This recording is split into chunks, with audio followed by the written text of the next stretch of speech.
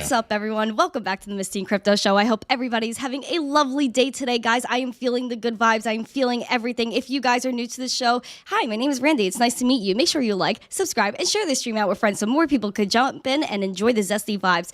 I'm going to shout out one awesome sponsor of the show, Wax Blockchain. Thank you so much. You're amazing. Killing the game. I want to say hello to our amazing guest today, Seth, a.k.a. Mind Your Biz. Welcome to the show. How are you? I'm doing great, Miss Teen Crypto. Thanks so much for having me on the channel.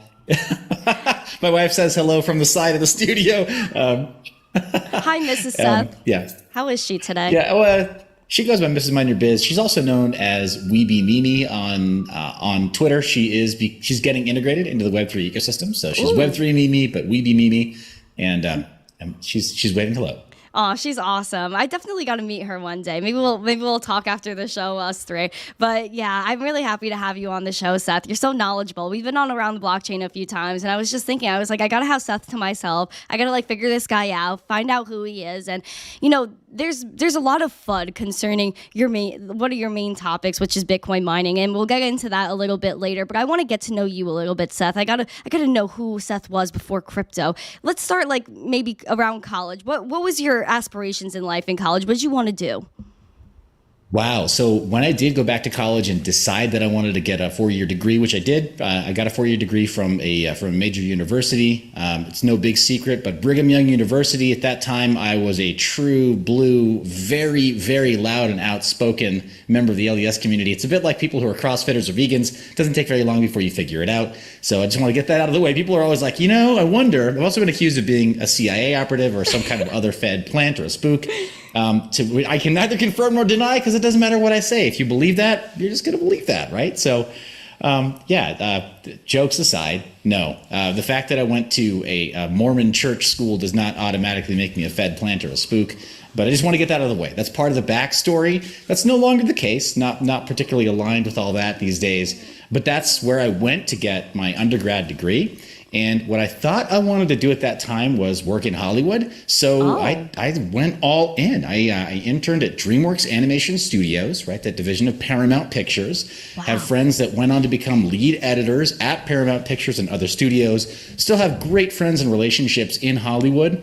And in fact, I'm one of 5 brothers who all the rest, the remaining 4, they all became kind of a big deal in the visual effects and animation industries. Whoa. So when I talk about crypto and NFTs and all those different side projects, it's with that lens of just sort of understanding that there is a business to all of that whole image pipeline and all of the media pipeline. There's image rights and IP rights that are kind of a big deal in the traditional industries. And what we're doing in Web3, NFTs, and Wax especially in a big way, your channel sponsor, they have really been disruptive, but in a very good way to that whole paradigm. I stepped away from all that after my undergrad. I know, surprise, surprise, right? You're supposed to just do what you got your degree in, right? Forever. That's just how that works. Come on, right? Seth.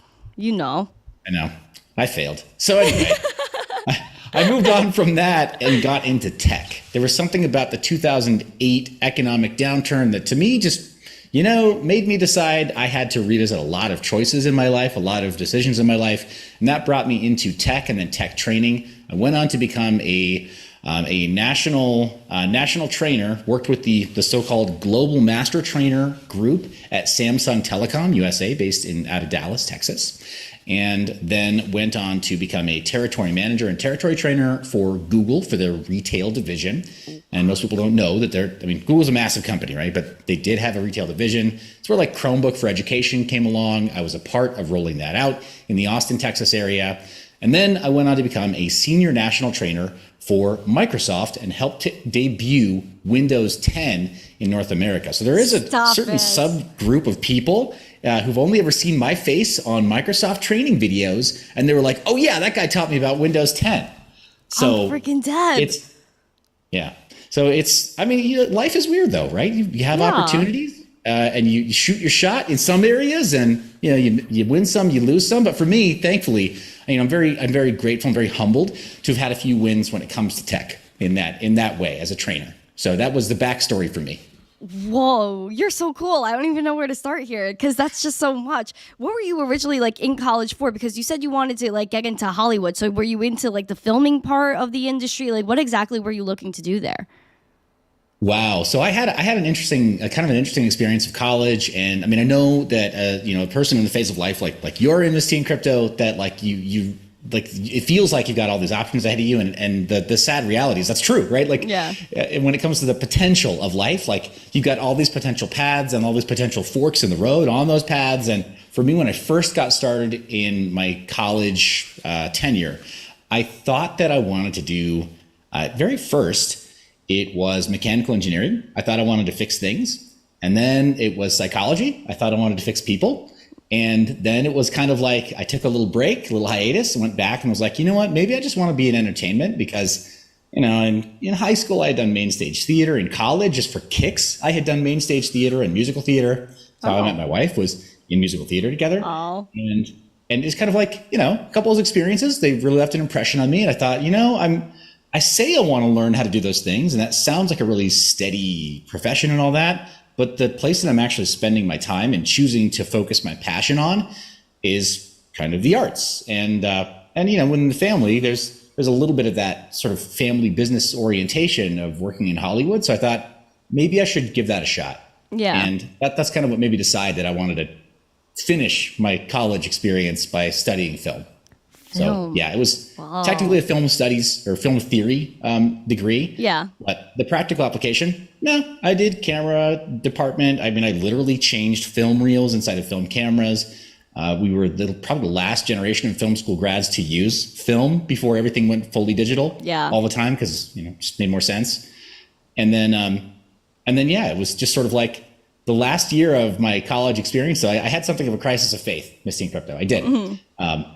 As it relates to studying film at a university, had this crisis of faith in like, okay, how useful is a film degree going to Hollywood? And when I did my internship at DreamWorks Animation, I had somebody who kind of served as a mentor figure to me. Yes. A guy by the name of Darren Holmes. He edited Lilo and Stitch. He was the man editor for the feature film The Croods and a few others. If you look up his IMDb, solid dude, super cool. And he was very generous with his time as a mentor with me. And he laughed once. He was like, "Oh, you got a degree?" I was like, "Yeah, I did. Did I do it wrong?" He's like, "Yeah, bro, you did it wrong. You don't need a degree to work in Hollywood.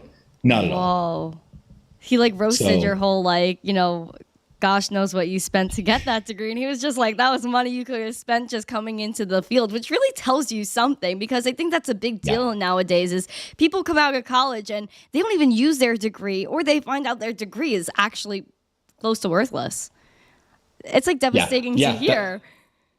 No, I mean, you're not wrong. And he did, but he roasted it with love, right? He's like, okay, so let's take all those poor decisions. And as a mentor, like, it's like, nobody told you, right? Well, then I'll be the guy to tell you, right? It's like, was it what was taught in school that didn't actually kind of like apply to the real job? Like, why exactly was it like not exactly useful in that type of industry?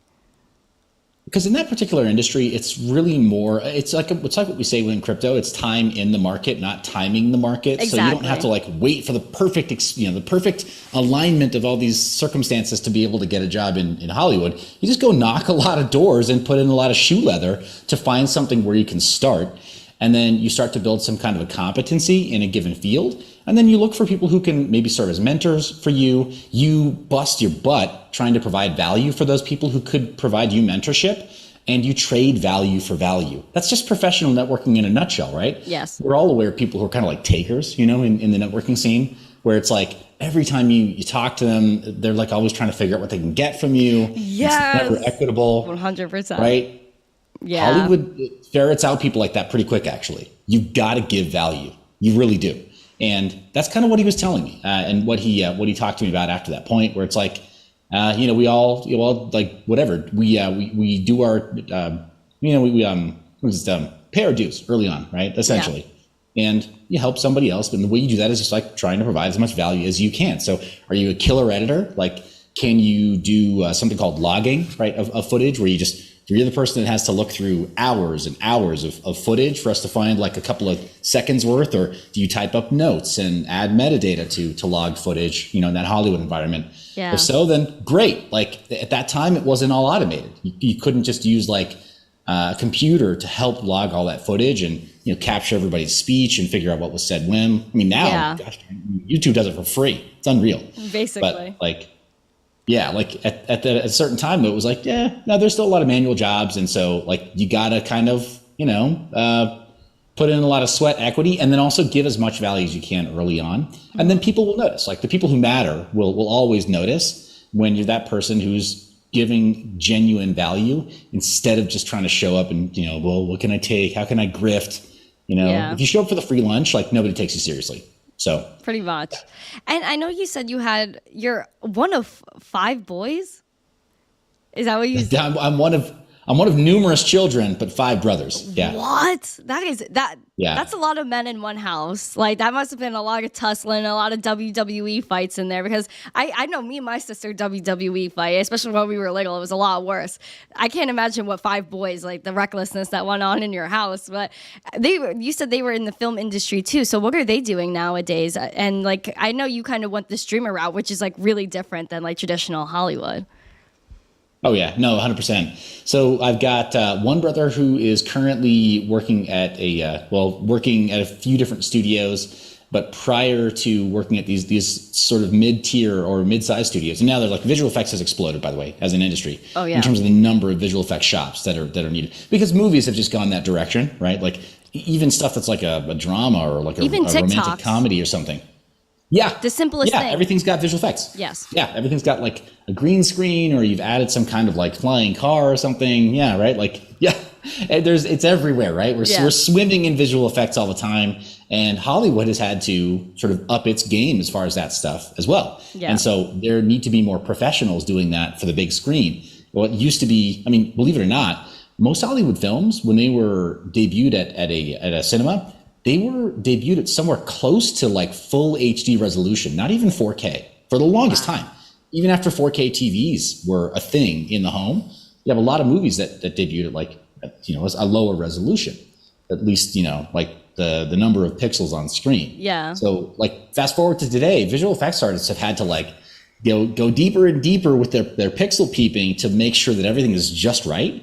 And that's required like a small army of people to work on every major film that you ever see released, let alone like the big, you know, Marvel style comic book hero movies. Those require like a small continent's worth, small island's worth of people 100%. Just to be able to get these visual effects done. So I've got a brother that works at some of these like upper mid-tier studios. Got another one that works at Weta Digital. They did all the Lord of the Rings stuff, the original Lord of the Rings stuff.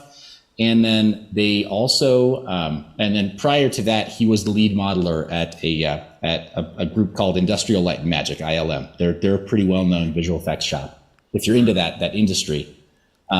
Another one who was kind of more on the tech side, and he's now currently a full-time software developer, but he wrote one of the visual effects tools called Houdini. So it's a very often used visual effects software in Hollywood. And another one, because this is the fourth, who worked at it's called well, he worked at Digital Domain 2.0. He worked on the Tron movie, the Tron reboot movie years ago. Oh. And then worked in another one that it's called Hydraulic Studios. They made the Real Steel movie, the boxing robot movie with Hugh Jackman back in the day. So, wow. But yeah, they've all got these Hollywood credits, and you know, I was the guy that at film school, I thought that I wanted to study live action and become a director or something. And that last year, that sort of crisis of faith that I had, I realized, okay, people who graduate film school with a degree trying to become directors, that basically like you spend a lot of money to be unemployed. That's really what you're doing. Like there's no roadmap after college, but I saw all these people who were going into animation and visual effects, and it was just so much more, we'll just call it procedural, right? They had this path ahead of them where they could go work for a studio. They could do an internship like the one that I worked on to get at DreamWorks Animation. And, I really had to like push to create the value to be the right candidate for them doing that. I didn't have anything handed to me by the faculty at my alma mater, right? They were kind of almost incredulous, almost in disbelief. They're like, oh, you got an internship at DreamWorks? Can you introduce us to somebody? And I'm like, Come What? on, man. Okay. Yeah, right. It was like, okay, you guys totally validated my crisis of faith in you, the faculty. Like, this was a waste of my time. Gosh darn it. And yeah, it was unfortunate, but I mean, some lessons you learn the easy way. Sometimes the lessons come at the end of a 2x4. So that was my college experience. It was the 2x4 style lesson. Wow. And yeah, a lot of brothers that work in that field, several sisters too. And and most of them have gone the route of kind of more traditional life of having kids, but then also doing things kind of more for personal fulfillment as it comes to like education, pursuing a PhD, things like that. But so the sort of things that a lot of people do as they're approaching empty nest status, right? So Yeah. Okay. But very proud of them as well, and they kind of help inform the culture of my family and my life. So like, I definitely do love my siblings. We don't spend as much time as we used to, but unfortunately, when you're part of a large family, I don't care what anybody tells you, you have favorites, and I have favorites. So like, I make time for those who make time for me, right within that group too, right? So Yeah. but I love them all. It's a give and take. I can't imagine. You probably have like what, 6, 7 siblings? Yes, Total? it depends on how you're counting. If you count my half sister, which I do, I have 8 siblings total. Whoa. Yeah. Whoa. I know. That's kinda a surreal. big family. I can't imagine. It's like literally like the Kardashians, 1 million kids and then like 1 million more grandkids, and it just keeps multiplying and multiplying. And I know you said Yeah. you were at DreamWorks, then you're over at Google, and then to Microsoft. Going through all of these different industries, whether that's film and tech, did you ever see anything that you kind of like didn't like about that system, especially because you said you were experiencing the 2008 financial crisis and you saw a lot of faults in that system? Did you see any faults in the ones you were in? Oh yeah, absolutely, 100%. And that's, to cut to the chase, that's why my content stream is the way that it is, was because I realized that I probably did harm in the world by promoting Windows 10 so much and promoting the Microsoft and Windows ecosystem. And I probably did some harm in the world by so adamantly promoting the sort of the Google Cloud ecosystem as well, because, I've lived to regret how much I've kind of told people to just trust these companies. And I don't need to tell you, these companies are not particularly safe stewards of our personally identifying information and all of our private metadata and info, right? But at the time, I went ahead and promoted them because that was the job, and I felt like I was doing good at it. I mean, certainly at Google, like I got top marks from our native Google handlers, and was a top 5%, right, or 95th percentile like performer in my job role, and I felt really good about that. It was like, pat myself on the back. I'm doing a really good job, but it doesn't matter. Like, you can be really good at your job, but if your job is digging graves, then like, then what's there to really be proud of? Exactly. Yeah, so like I do look back on it with some regret, and I did find a lot that I felt was damaging, and the way that those systems work, and sort of the lifestyles, and some of the poor operational security decisions that some of these companies ask people to make. Yeah, I do have some regret there, and now I've become a very staunch open source advocate. In fact, I edit most of my media using entirely free and open source software. Even when I have to use Mac OS or Windows, I use the applications that I use for editing my media. They're always, almost always, fully open source. And I'm pretty adamant that people learn how to use those tools so that they can figure out how to audit some of the software and make sure they're not being spied on, even with something as simple as, photo editing software. Yeah. Because we don't have to settle for what Adobe produces or Microsoft or Google produce. There are plenty of other developers who do really good work and are not evil, right? Don't want to steal all your personal metadata. Literally. Yeah. So it's kind of, that's kind of in part, like, I know that I did some damage in the world. So it's one part penance on my part, but then it's also another part like, no, this is just a better way to live. I'm genuinely convinced it's a better way to live, to not give in to all the major corporate interests, because they're not going to protect your info or your interests. So That's facts. It's like, like the big brother. Like, do they really have our back? Are they really for us? And I think at the beginning, especially like I was watching, Microsoft 10 come out, and I was just like growing up with this technology, and it kind of started off like it was making your life easier. And then it kind of turned into this necessity where we have to have all this stuff. Like we all had, like I was growing up, like it went from pen and paper. Now I have to have a computer. I have to have PowerPoint. I have to have Google, a Gmail. I have to have a bunch of things now because now it's a necessity. And then within it being a necessity, that's when you get taken advantage of. So it's like we're seeing this whole overtakeness of technology, I guess. I don't even know how to describe this. We're being overtaken. Yeah. Yeah. And it's the big people that absolutely win. Right.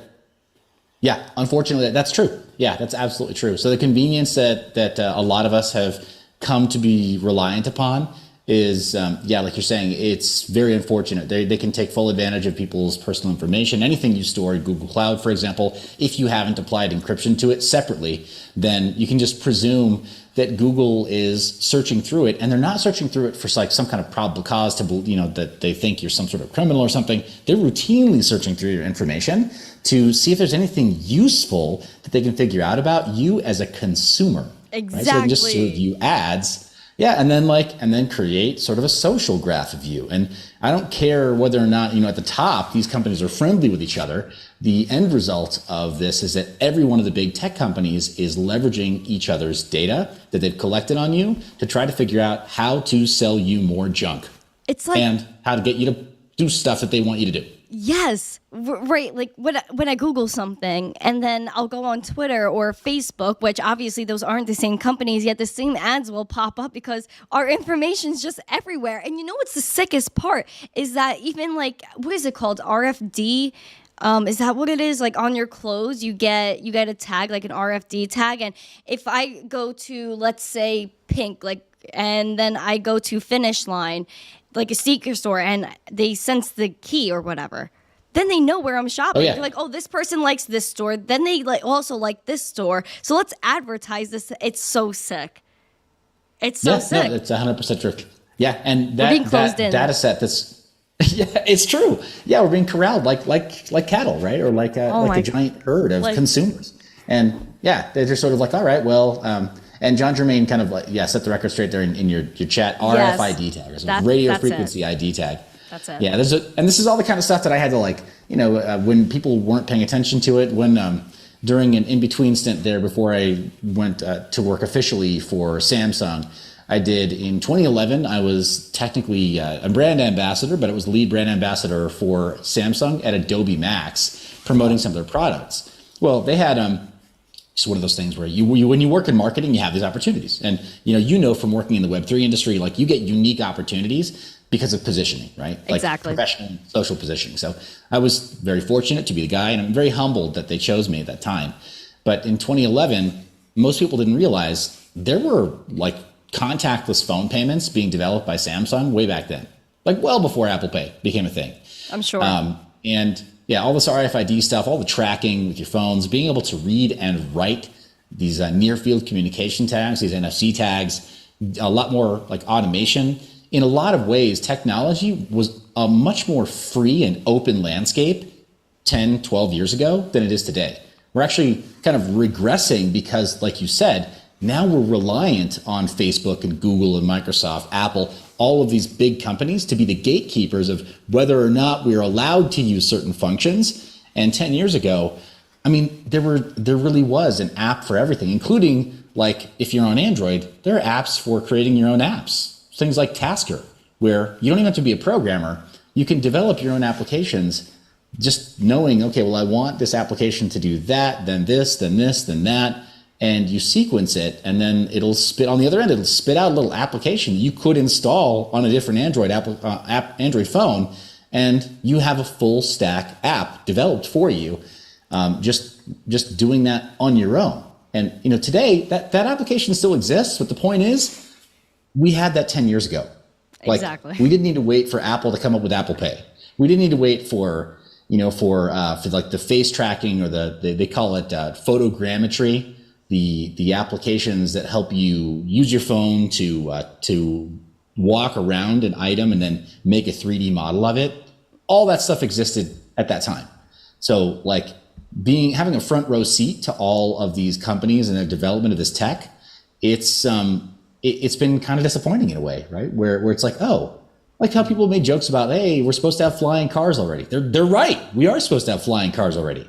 And our phones are supposed to do way more than what we think they're doing right now, because they waste the majority of their compute cycles on just spying on us. It's true. It's so true. Yeah. And you know what the funny thing about that whole thing is? My dad had an Android, and he was like an Android guy for a long time before he was an iPhone guy. But what I noticed with Android phones is that the cameras are always a lot better. They had better apps, which you were talking about, how there was an app to make your own app on an Android. God forbid they put that on an iPhone. There's so many things that Androids and Samsung and Google Pixel phones were doing way before Apple was doing. It's just that Apple kind of has like the majority of people, and they know that they have a dedicated fan base as to where like my phone is connected to a computer, and then it's also connected to my iPad and my Apple Watch. So they have you encased in this whole Apple ecosystem that's hard to pop out of. Especially when your friends 100%. want to FaceTime, and you couldn't FaceTime them if you had an Android. But I believe now that's possible. Like they send you kind of a Zoom link thing now. But still, there's a lot of interoperability between iPhones. Like if you step out of that iPhone circle, you feel kind of scared, which is why Apple waits 5 years to put out all the good stuff that Samsung has out now. Yeah, 100%. Yeah, 100%. That's true. So the concept, I mean, and the joke back in the day was like, if you crack open an iPhone device, it's like 60% Samsung parts anyway, right? The memory chips and all this other stuff. Like it's all made in South Korea anyway.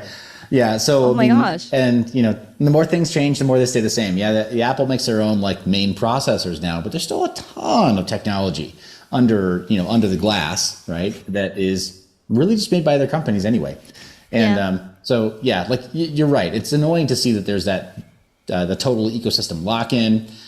So funny story though, I am getting my first Apple device in years right now. I'm literally waiting on a purchase from eBay where I'm trying out one of the new M1 devices. And by new, I mean, they're almost 2 years old now. So that just shows you like how reluctant I am to be a part of that ecosystem. But I'm like, I got to do some tests. I'm going to do some mining on this device, going to make some content from it. Oh. But like, yeah, it'll be fun. It'll be fun. Plus it's a low power compute device, the new M1 Max. Like you got to give credit where it's due. Yes. Right. So, so them developing on the ARM ecosystem or the ARM architecture for their processors for the desktop, it's long overdue in Microsoft, and it's been long overdue as well. But to go back to the sort of like free and open source software, like push on my channel, like so I apologize on air. I'm supposed to call you Miss Team Crypto, right? I can't call you by your name. No, you could call me Randy. Whatever you want. Whatever you want. Great. Okay. Just that's just like it always feels a little more. I mean, we're so used to using like people's handles and stuff, but it's and some people try to be totally anonymous, right? So nah, I'm out there. All right, there you go. So, same, right? I'm fully doxxed. Yeah, people totally know. But as far as like this development on this ARM architecture, Linux has been doing that for years. Every version of Linux that you could get for a regular laptop or desktop, you can get for a low power ARM device, a bit like what Apple is finally developing on.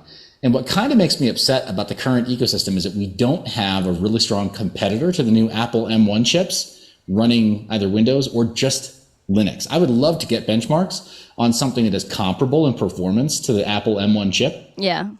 Kind of decided to be a little bit more, designed to be a little more like high power, high performance, and aggressive in its performance, but designed for an open source ecosystem. Like that, in my mind, would be the holy grail. And I realize that you can't sell consumers what they need, only what they want. So it's kind of, I'm hoping against hope, I guess, that this actually happens. Yeah. But yeah, I mean, that's what I would love to see. I know you mentioned a phone mining before, but I want to like back up in your crypto journey. When exactly did you find Bitcoin, and what did you think of it at the start? So I found, I guess I found Bitcoin through conversation with one of my brothers back in 2013. He was developing multi-coin mining pools. Stop it. In 2013? Genius. Yeah. Genius. Well, the problem is, it wasn't that I discovered it at that time. The problem was that I heard about it, but didn't act on it in 2013. Had I acted on it in 2013, right, would be a very different sequence of events right after that point. But I heard them talk about it. We talked through the whole the Bitcoin white paper, Satoshi, the anonymity of Satoshi. So like the first phases of like fake Toshi making claims that he was Satoshi. Like I got front row seats to that because I had a brother who was firmly interested in it.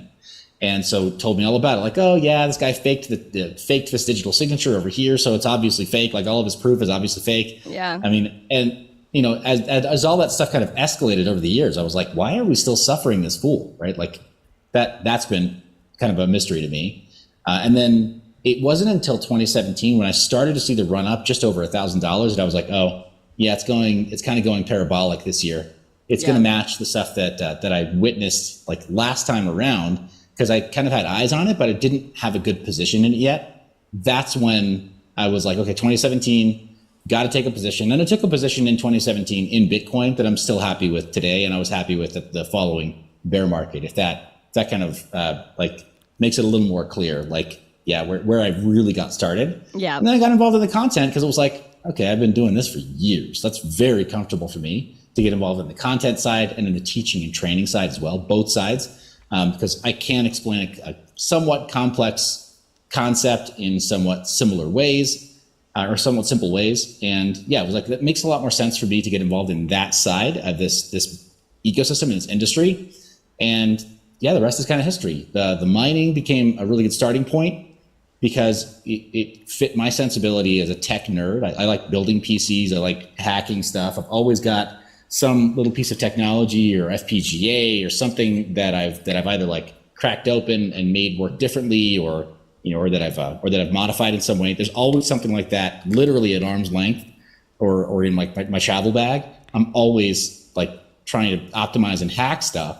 So mining just made sense to me because it was like, I can take that sensibility for wanting to hack things apart and make them run better, and I can earn coins from that. Like, yes, please, all day. Right? Like, so it just made sense. And then that was sort of the gateway for me to be like, okay, now I've got to get more concerned with tokenomics. I don't want to do that and mine something speculatively and have it turn out to be like garbage, right? 6 months later. Yeah. Yeah, exactly. Yeah, just a whole waste of energy, time, electricity, all of it. Exactly. Yeah. So I realized, and that's a pretty typical onboarding workflow for nerdier guys and girls. Like there are plenty of, the sort of like STEM queens, right? Like the girls that are like, that are just like, okay, the oddballs that are like, yeah, I got an engineering degree and whatever. I work as an electrical engineer. There are a lot of women involved in those STEM pursuits that also get onboarded into crypto by mining, but it's not the path for everyone, right? Like, and I see that. So that's when I started to kind of take a step back. Like, okay, how do I talk to like whatever my aunt or my uncle about this, who are, or my dad, who, God rest his soul, who was an artist, and who, like, how do I talk to that person about crypto and have it make sense? Well, fast forward to today, we've got play to earn. We've got like a much stronger emphasis on NFTs and on art being traded on chain. So it's been kind of a natural progression, but it started with me, that really nerdy pursuit of mining first and just hacking stuff and somehow getting compensated and paid for hacking. It was a dream come true. So when did you actually start mining? And guys, if you want to check out his content, I just threw his YouTube link in the live chat. It's also in the description. So how did you start mining originally? Why did you feel that it was even worth it? Yes, I appreciate the ask. It was 2017 that I started to, well, I guess 2016, I got my hands on my first mining rig. And then 2017, I started to take it a little more seriously. And believe it or not, it's 2018 before I started mining at a slightly larger scale, just a little bit, meaning I got like more than a couple of things, more than a couple of like GPUs, more than a few GPUs. And then because I was so methodical in my approach, I learned enough to make myself useful and be able to provide value as a consultant. And so I did optimization for somebody else's mid-scale mine. And by mid-scale, I mean they had thousands of GPUs in a warehouse. So that gave me an opportunity, almost like an internship would, or like an apprenticeship would. It gave me an opportunity to see how things work at scale, up close and personal, learn from people who, literally had like a bare high voltage wire, like falling off of a broken transformer once or twice. Oh. So far better to learn from somebody else's mistakes than to make that mistake on your own. Absolutely. So like I tried to partner with people as early as I could. And some of them they are undoxed, so I won't mention their names, but they gave me a shot at like running really exotic overclocking profiles on thousands of GPUs that they were managing. And I was like, all right, this is great. Thank you. Like in exchange, like I'll hustle my butt off and I'll get you guys 10 to 15% more yield out of your little farm. And I did. Oh, wow. Feel really good about that. So it wasn't until 2018 that I started to do that more. And then, now I still it's not all the time, but every so often I'll still get inquiries from people who are like, hey, can you help me figure out like whatever, I have to do some tax loss harvesting and I want to spend a few $100K this year or a couple million this year. Like help me figure out how to workshop this and come up with a strategy to execute my tax loss harvesting as it relates to mining specifically. So I still do that occasionally. It's not like my main daily like pursuit, but when the opportunity arises, like that absolutely like fills my cup, and I'm like professionally, I'm well suited to do it. But 2018 is when I really got started in mining and learned about all those optimizations, and then executed some of those optimizations and did that on my own and built up my own little mining interest. Were you creating content at the same time you were learning, or did you start creating content kind of after you understood and just like kept going with that? Kind of both. Yeah. So so kind of both. I made sure that like, I'm a strong believer in mentoring. That, I mean, in case that isn't like obvious, that's come up as a theme a couple of times. Yeah. But I'm a strong believer in mentoring. So lifting others as you yourself are ascending up the mountain, so to speak. And so I was creating content as I was learning certain things on the fly. I tried to share as much as I could as I went. And in part, I'm a strong believer in it's kind of just like a truth of education and wisdom. Like if you can't figure out how to explain something simply, then you haven't really learned yourself. And so that was kind of the challenge for me. Like, okay, I want to learn this aspect of crypto or mining. And if I can't explain it simply in a video, then I probably don't understand it well enough. So there we go. There's a challenge, and challenge accepted. Wow, that's really smart. I really like how you thought about that, because a lot of people just put out things that aren't correct, and then they come out later and they're like, oh, my bad. I should have did more research on that. But I really like that. You're really slaying it right here. And I know a lot of people are just really PO'd about mining, and they're trying to ban Bitcoin mining. In China, they tried it a bunch of times. They banned Bitcoin mining. Okay. Do you think Bitcoin mining is bad for the environment? Is this all FUD? Are we fighting the good fight? Is this just another thing they're going to throw at us? Yeah, I think it's a very complex topic, and I don't blame anybody for believing, at least initially, at face value, that mining is wasteful somehow. Like I don't blame anybody. So if anybody in your stream right now or who watches this media thinks that, like, I don't blame you. Yeah. Just know that. I do think that idea is wrong though, and here's why. Yeah, it's FUD, and there are a couple ways to look at it.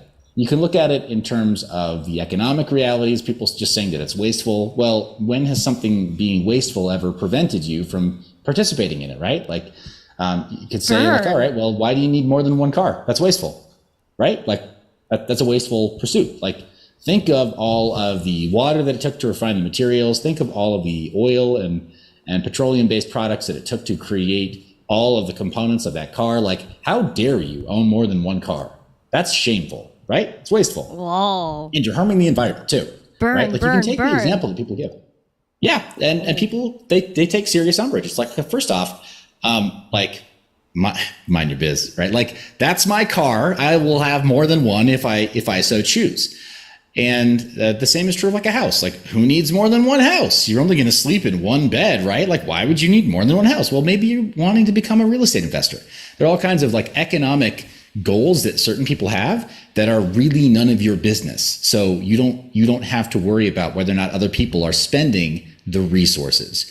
And when it comes to, for example, well, think of the petroleum and all of the coal and such that's burned to create the electricity. Okay, well, now you're onto a topic that we can address together. And when you talk about like burning fossil fuels, then sure, let's talk about that. are there ways to use renewable energy to mine Bitcoin? Well, obviously there are. Totally, right? There's hydroelectric, which was one of the first ways in which people used as a renewable resource. Hydroelectric, it's literally water under the bridge. It's literally water flowing under a bridge and a turbine. So you use it or you lose it. And most people don't realize how much potential electricity, how much potential energy is lost all the time through hydroelectric facilities, as well as other materials that are used in a renewable fashion. Like how much is just lost and because it's not captured, and how difficult it can be when there are stranded energy pockets, say, for example, at a new hydroelectric facility, where to get the electricity from the water source, from the power source itself, all the way out to the nearest city, well, that could be 15 miles. Well, how are you going to get multiple megawatts or gigawatts worth of power from that area over to that city? Well, you have to run the infrastructure, and that in and of itself is not only a massive outlay of cash, but it's also a lot of effort. And beyond the effort, it's also a lot of loss. Randy, most people don't realize that trying to move, let's say, a gigawatt of electricity from a massive hydroelectric facility across miles and miles of, what in between is just like desert functionally, like you lose a significant amount of that power in transit. So the most efficient way of using any kind of electricity when it's generated is to do so at the point of power generation. Bitcoin can do that. You can move the miners to the point of power generation, lose nothing, have way higher efficiency. And beyond that, even if you did run all that power back over to the nearest city, every so often, running that power out to the nearest city, people aren't using it 24/7. They're using it 8 hours out of the day, right? They're using it before work and after work, right? So you actually have a lot of problems with the power demand coming out of that facility now being run back over to a nearby population center where people just don't consume electricity at the same rates every single day and every single month out of the year. If you have, electric stoves, you're going to use those at different intervals. Using your garage door opener, you don't sit there and use it nonstop all day. It's not consistent power. So power demand is a different variable that needs to be taken into consideration. And having large scale Bitcoin mining helps to sort of remediate that, because if you needed to turn some Bitcoin miners off, you could. And the moment you turn them back on, Randy, they're profitable again. So while demand does this throughout the day, Bitcoin can move right along with those punches. It can roll right along with that motion of power demand. So Bitcoin mining actually does a really good job of solving a lot of really big problems in terms of power demand, power generation, and stranded energy pockets from hydroelectric and then various other sources. Don't even get me started on like natural gas flaring, because that's like the killer app for Bitcoin mining. And people who talk about Bitcoin mining and other mining being wasteful don't like that topic because it makes them look very foolish. But I hope that's an okay primer right there. It's what we talked about so far. No, that's amazing, because this is what I've been fighting with a long time. I've gone on interviews and they're like, oh, Bitcoin's bad for the environment. And I literally would tell them it's not worth talking about because it's straight up FUD. Bitcoin incentivizes renewable energy. And I don't know why more people don't talk about that. It's so frustrating. Like, why it's the same, like this argument, the energy argument is the same argument to me as Bitcoin is for criminals. They're both on the same level for me because it's straight up BS. I'm sorry, guys. I'm saying it. The BS. I was not happy with it. I think it's something that is going to pass. Do you think there's always going to be an energy argument here, especially because Ethereum went to proof of stake now? So everyone's like, oh, Bitcoin's and ETH, it's so much different now. No. Like, I don't think it's a big deal either way. It's just like to please some other people that went proof of stake. Yeah, I think that's right. I think that there may be some of that argument that dies down in the next couple of years.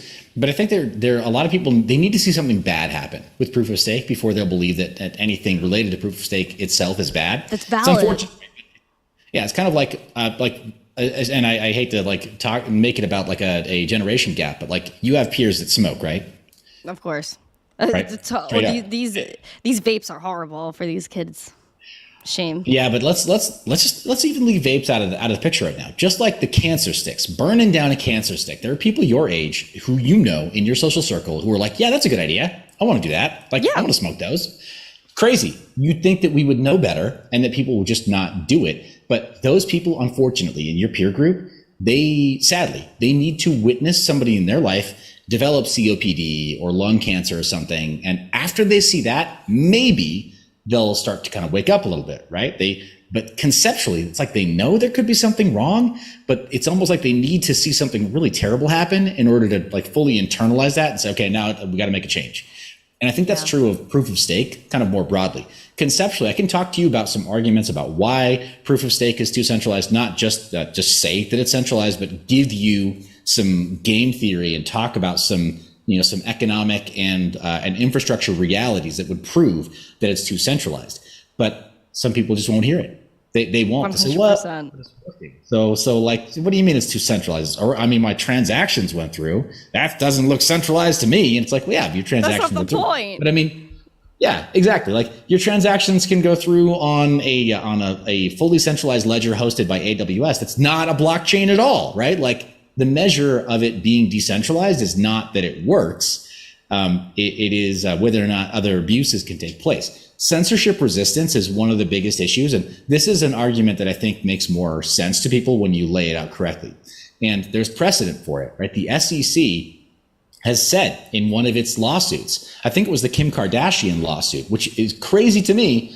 Was it the Kim Kardashian lawsuit? I think it was the Kim Kardashian lawsuit that the SEC said, well, because 41% of the node infrastructure of Ethereum is hosted in the United States, that's our domain.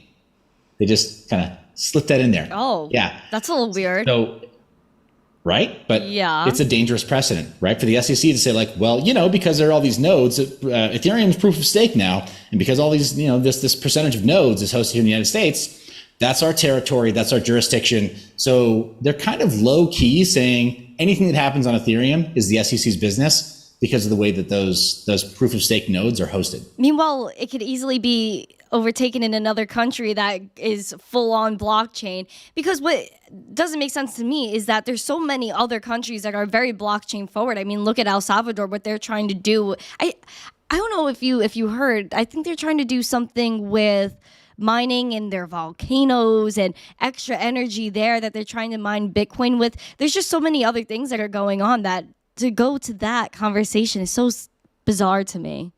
So bizarre. Right, but decentralization, totally agree. Decentralization, whether you're on a proof of stake or a proof of work system, is only as good as censorship resistance. Unfortunately for Ethereum, since not the SEC, but the U.S. Treasury, right, and the Office of Foreign Assets Control, when they said that it was no longer lawful to use Tornado Cash, Randy, you realize that about 60% of transactions on Ethereum are now being censored because of what the U.S. Treasury said. So, that's so 60% stupid. That's so stupid. But it shows that it's not as censorship resistant as it should be. That's true. This is where here's where we get really edgy, right? So it becomes sort of almost like anarchy or a anarcho-capitalist sort of ranting now. But to prove that these systems are decentralized enough to the point that they are censorship resistant, we need to be able to put like material that others don't like, adversarial material. I need to be able to write into the blockchain,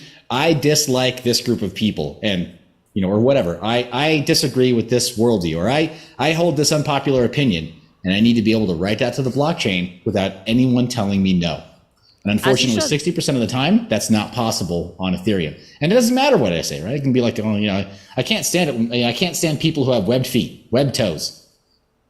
Unpopular opinion and very rude, right? But I need to be able to say it and not be censored. I agree. And that's horrible. Unfortunately, Ethereum 60% of the time can be censored. The transactions can be censored because of things like that, where the U.S. Treasury has said Tornado Cash that's bad.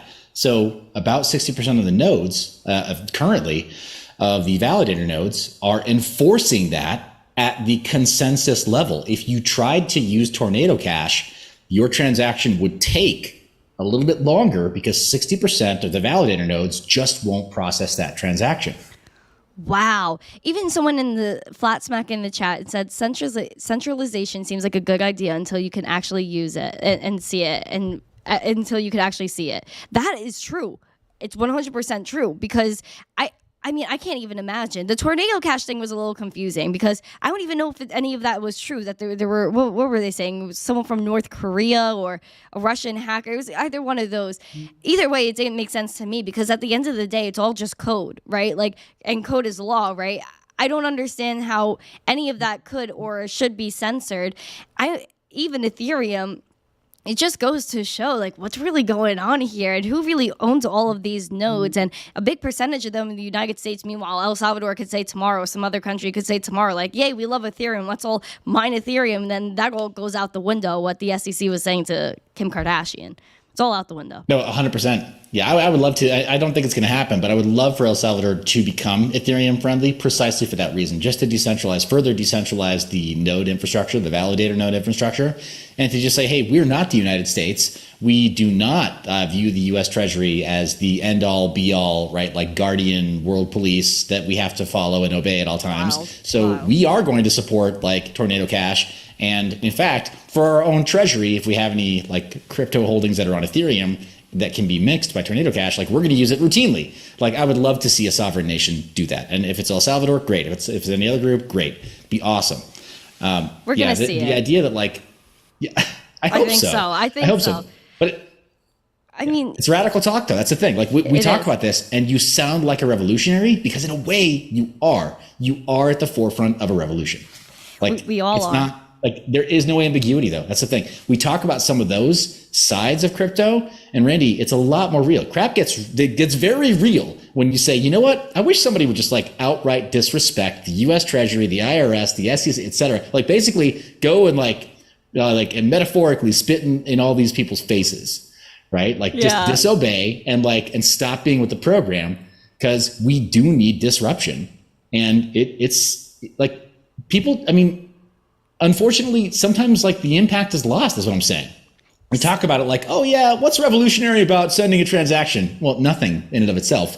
What's revolutionary about defying the orders of the U.S. Treasury? Yeah, a lot. It's bordering like sedition, right? Like yes. We're doing revolutionary things.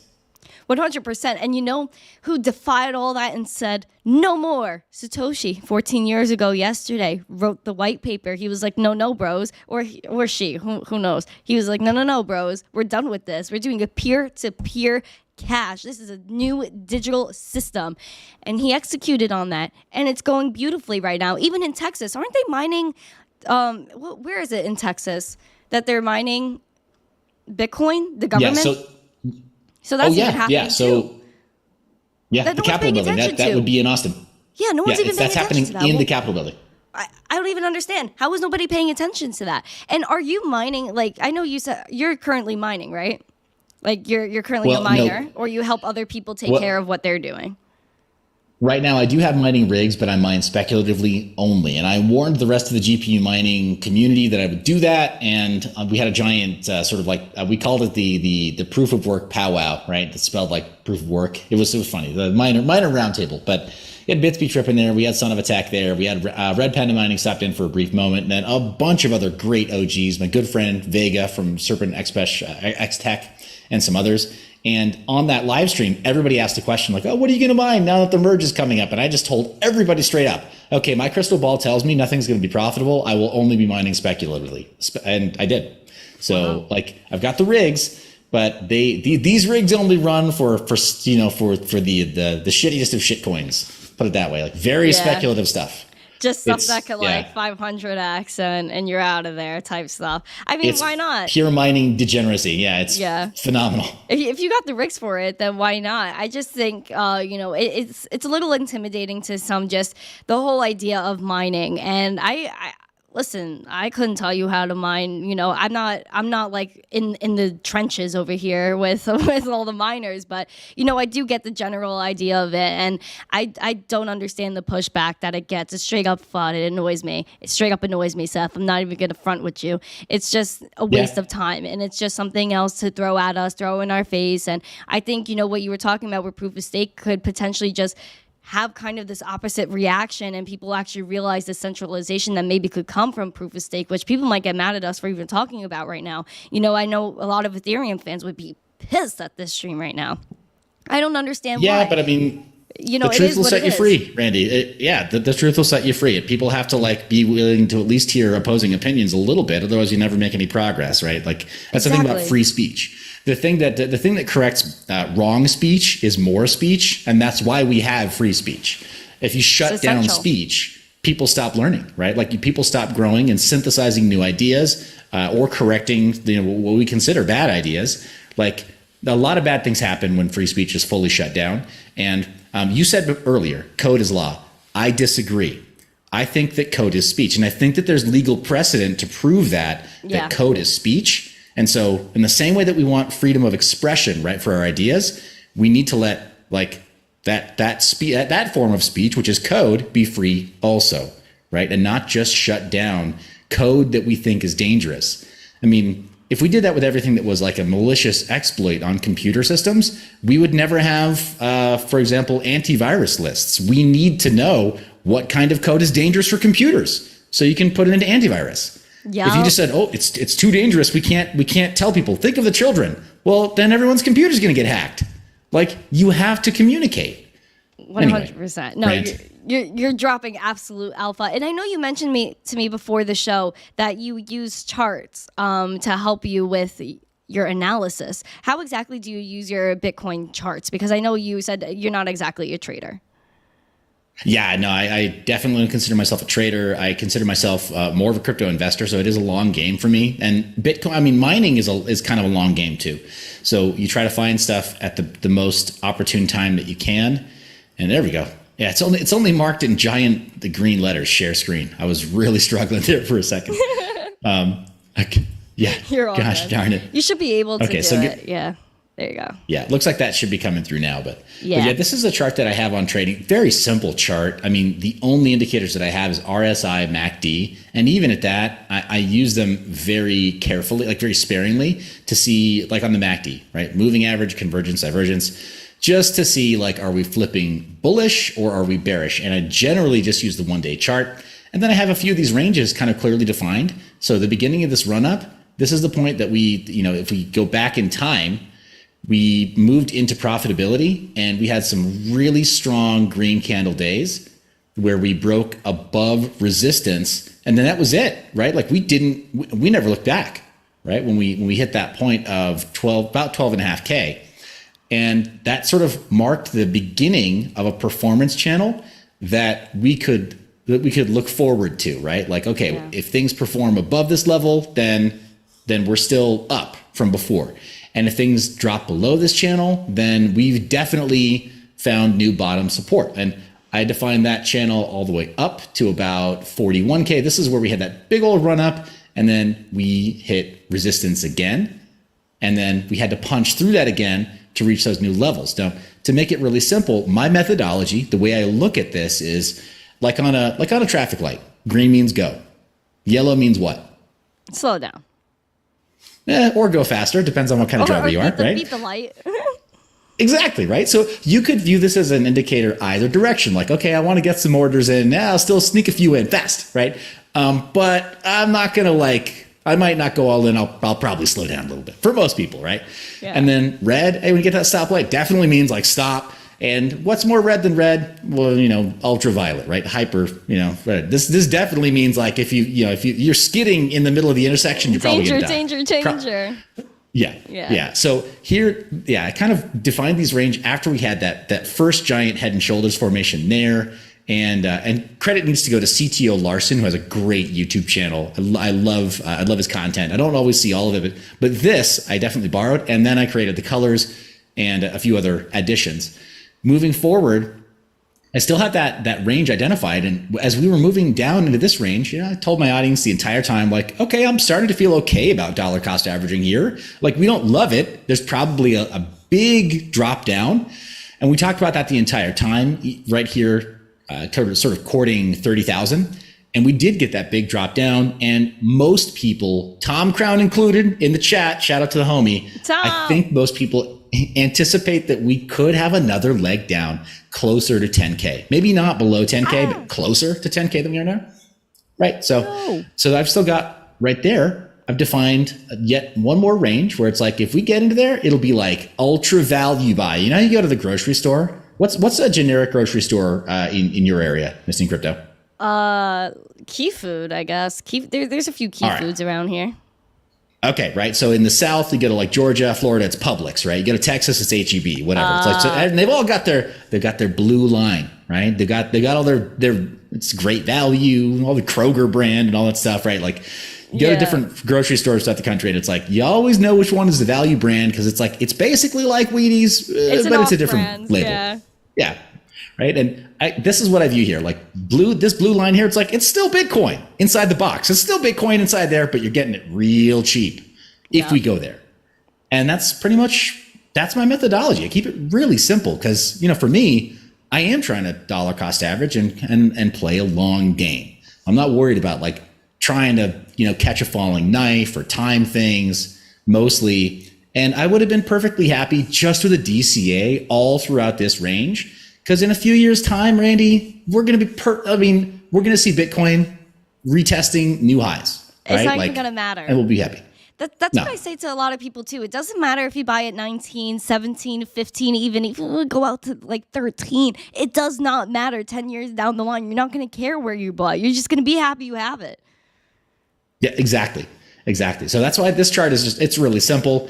And I've got the MACD and the RSI as kind of, they're simple indicators. So that way my audience knows like, hey, we're learning stuff together as we go. And as we get into more interesting territory, maybe I figure out a little bit more about TA, how to get into maybe more heady exotic trading. But I'm not in any rush to do that. I would rather keep my life very simple. There's other stuff that I have to deal with day to day that's a little more crazy. Like, why would I add one more stressor, like 5-minute charts or whatever? I'm not about that. It's too much. I'm trying to learn about the charts too. I'm on this like endeavor to be a trader nowadays, and I really want to learn more about the charts. So anything that, you know, information that's provided to me and my audience is very helpful to all of us. So I appreciate you showing us your chart, Seth. This is very helpful. It's something else for me to think about for sure. I'm going to look back. I'm going to reference this later when I'm doing some research on the charts. I mean, I know you've been here for an hour, so I'm gonna try to wrap this up here so I can let you go. But where do you think, you know, the next 10 years is what do you think the next 10 years is gonna hold for maybe, you know, Bitcoin, crypto, and especially this FUD of Bitcoin mining argument, because I'm sick of it. How long do you think this is gonna last? I think, unfortunately, it is going to get more heated, that debate. I think that the people who believe in the sort of ESG narrative are going to dig their heels in, and they're going to say, well, you know, look at what you guys are doing. You're not only destroying the environment, but it's also destroying our ability to be proper stewards of these political systems. And that's going to be attached to that argument. ESG, Randy, 5 years ago, had you ever heard that acronym? No. Not at all. And now when, you know, I have CNBC on throughout the day, and there's a lot of commercials for, oh, you should invest in ESG friendly products and things like that. It's wild. Yeah. It's a joke, market. Right? But it's kind of a farce. Like 5 years ago, nobody was talking about it. Nobody cared about it. The number of times in my lifetime that we've had to change out our light bulbs and get new appliances that have a different logo on the side, it's kind of becoming a little bit comical, right? Where it's like, yeah, but that other stuff worked really well, and you know it ain't broke. Why are we fixing it? And ESG is kind of an extension of that, where it's like, okay, well, we've actually made LED technology about as efficient as it can be. It's supposed to last whatever. I mean, my wife and I joke about it because we're always getting these LED bulbs burning out. It's like these things are supposed to last like beyond our lifetime. What gives? They don't really work. So no, not at all, right? And that's the problem. There's just well, they don't always. But to answer your question, I think the future of that debate, it is going to get more heated. And unfortunately, the side of the people who want to push for centralization and government control, fully vertically controlled systems, they're going to keep saying, no, but think of the children. And that means ESG. We need, it's annoying, right? But we need environmental sustainability and social responsibility and governance. Like, we need to think very carefully about who's in charge. And those of us who are on the side of decentralization and not being controlled by authoritarians, will most of us should, from our core, just reject that. Be like, that sounds like you're an authoritarian. If you're trying to use ESG as an argument against me, it sounds like you're an authoritarian, and I reject that. Like somebody's saying in your chat, like CBDC. It is. Yeah. It's a natural extension, right? Like these are all concepts that really lend themselves to the ESG argument. And those of us who are, more on the side of liberty, you should at your core, in the pit of your stomach, be like, I don't like that. It feels like you're trying to control everyone and everything, including my thoughts. Like, I don't want this. And so the way that you choose to argue against that, it's going to depend on, where you have influence, right? And where you can manage to win hearts and minds. But I think that debate is not going to get, it's not going to be less. It's going to get more heated. There's going to be more of that debate. And we need to come up with ways to reach people who are on the fence, right? The sort of the swing vote, the swing thought area, yes. Right? Where it's like, can we convince these people? Then we got to figure out a way to reach them in a way they understand that feels like they can take action. So that's what I see in the next 5 to 10 years with crypto, is that it's going to be a lot less of a debate surrounding proof of work versus proof of stake. And it's going to be a lot more people who either believe that a privileged few should be in charge of us at all times, and what we think and what we say, and whether or not we can have transactional freedom and financial freedom. And those of us who say like, by any means necessary, we need to preserve freedom of speech, freedom of expression and assembly, freedom of thought, right? And our ability to transact freely, because all those things combined, they complement each other. And that does represent real freedom, not just like, a nice standard of living. Right? The Nordic countries have a nice standard of living, but they're not as free as you think, right? Because of some of those problems. So I think it's going to largely come down to the authoritarians versus those who are pro-freedom. 100%. I agree with you, because even CBDCs are scaring the living poop out of me. I can't even imagine what that world would look like. I don't know if you watched Black Mirror and that episode Nosedive, where they had the social scores for everybody. And even if you said the wrong thing, then you would get points taken off, and you had a certain amount of stars. And CBDCs, that's what that reminds me of. And I just don't want to live in a world like that. Or even, my future generations having to deal with not even being able to say anything. Even nowadays, where with cancel culture, people get canceled over the stupidest things.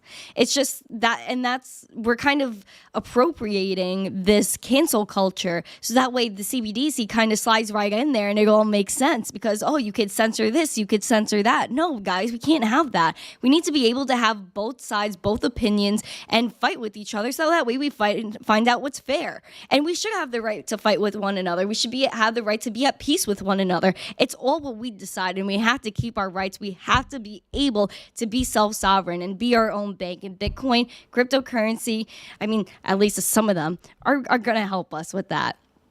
Seth, you're amazing. Yeah. You're so amazing. You dropped absolute alpha.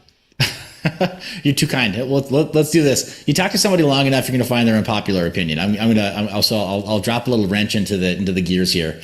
I think that when we talk about some of the rights, the United States citizens, we live well below our privilege. And it's not a privilege meaning that the government grants us these rights, but we have a constitution. Like, I'm not a full ANCAP. I am something of a constitutionalist because I do think that we talked about a lot about the First Amendment in this live stream. I think that the Second Amendment is pretty important. I didn't mention it explicitly, but I think the Second Amendment is equally important to the First Amendment because it guarantees our right to maintain the First Amendment.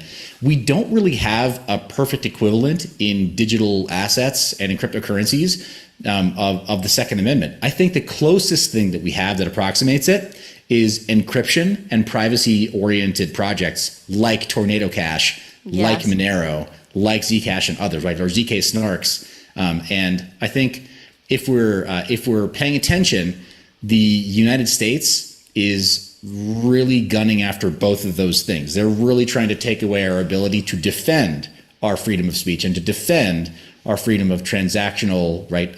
Our freedom of managing our digital assets, because they're trying to make encryption and they're trying to make law-abiding firearm ownership out to be something that only criminals would want. Oh, and gosh. that's been a fight that we've been dealing with since the 1990s, also on both fronts. So, like, yeah, as far as firearm ownership and encryption, both. Like, since digital encryption was invented, we've had that as a fight where it's like, look, no, not only criminals would want to protect their like texts. Like, I promise, if you were forced to reveal to every single person on the street, some silly conversation or dumb meme that every person ever sent you, or whatever, like photos of your best friend wearing swimwear, right? That doesn't, I don't care if you're male or female. Like, if you had to reveal everything that you had on your phone at all times, you wouldn't be very happy with that. Nope. Right. But the way you protect your freedom of speech is sometimes to be private about some of your speech. Because if you say it publicly, like, it's no longer private, right? So that's another aspect of freedom, is some privacy, and that's enforced by encryption in digital means, or in the digital sphere. And in the real world, if somebody tells you, like, no, you can't talk that way, and I want to do you harm, I want to end your freedom to talk a certain way. Sometimes, when push comes to shove, that means defending your ability to speak. The Second Amendment is there right after the First for a very good reason. And then, the other rights is enumerated as well. Fourth Amendment, right, to be secure in our papers and possessions, right, unreasonable search and seizure. Digital encryption solves that too, right? Yep. Like, all of them, go down the line. The Miranda rights, Fifth Amendment, the right to remain silent, encryption, all of this stuff. Like, to find a good digital equivalent, we do have to be thoughtful about that too. So there you go. If that's an unpopular opinion, then I'm happy to express it on your show. I kind of vibed. I kind of vibed with that, because at the end of the day, we need to defend ourselves one way or another. And I always thought it was weird that, the Second Amendment was getting so much pushback. But, I think what kind of the media is using against us for the Second Amendment is the mental health crisis that we're enduring right now. And we have a lot of people that shouldn't get their hands on a weapon, and that's because we have a big mental health crisis. But again, like, that's a whole other problem that has a solution already out there. It's just a matter of people executing and keeping going with that plan to keep those firearms or those weapons away from people that shouldn't have them. There's just there's always gonna be pushback no matter what. Like, whatever solution you come up with, there's always gonna be someone else that says that doesn't work. You know what I mean? And we just have to keep getting past that, and again, like, maintain our rights and make sure that that our Constitution remains true, because I know the Constitution, and they're trying to throw that out right now, and we can't let that happen. And we really have to just stay self-sovereign and just believe in ourselves, and just know that we're the only people that can help ourselves. No one else could be your own bank for you. Even your bank, they're not your bank. Like, your money is not your money. You have to stay in control of your value and of your physical and mental well-being. That being said, go outside and touch grass and drink some water right now and calm down, guys. We're all going to make it. Do not worry. Seth, thank you so much for coming. Where can everybody find you, and how often are you uploading on YouTube so that way people know your schedule and know what you're up to? Yeah, well, I appreciate that. Easiest way is to go to sub.myb.lol. That's a short code or a short link that will subscribe you to my YouTube channel. I just recently strategically acquired a secondary channel, and that's what I'm promoting on right now, most commonly. I just saw in your chat, you just posted a link to my Twitter account. I post there relatively frequently. And on YouTube, normally I have a cadence of 2 live streams per week, plus additional uploads. I just came back from a whirlwind of events in Las Vegas, and prior to that I was traveling internationally, so I've got some content that has been kind of like post-produced, and I've not been streaming. When I'm on the road, generally speaking, I just don't stream. It becomes a little bit too cumbersome. It is. But we're back on track for Tuesdays and Thursdays for my live streams, and we may increase our streaming frequency moving towards the end of the year. I'm not going to commit to that right now. It's a lot. I do have a day job in crypto marketing as well. Technically, I'm a consultant at 2 Web3 focused marketing firms. So nice. you got to make hay while the sun shines, right? Like, Exactly. I'll rest when I'm dead, I guess. Plus, I got kids, so they're not cheap. You have a life, fam. You have a lot going on. Yeah. Oh. Yeah, but still, the streams are important to me. Like, Yeah. the community does matter, and having an authentic voice matters. I appreciate yours, and appreciate you having me on. Thank you. So are you live tonight? You said Tuesdays you go live. Are you live? Are you going live after this? Normally, I'm live at 8:05 Pacific time, a.m. And Wow. I missed it That's this early. morning, ironically, because of a parent-faculty conference for one of my kids. Hope they were being good and in class. They absolutely were. Yeah, absolutely. Yeah, good, I'm just good messing kids. around.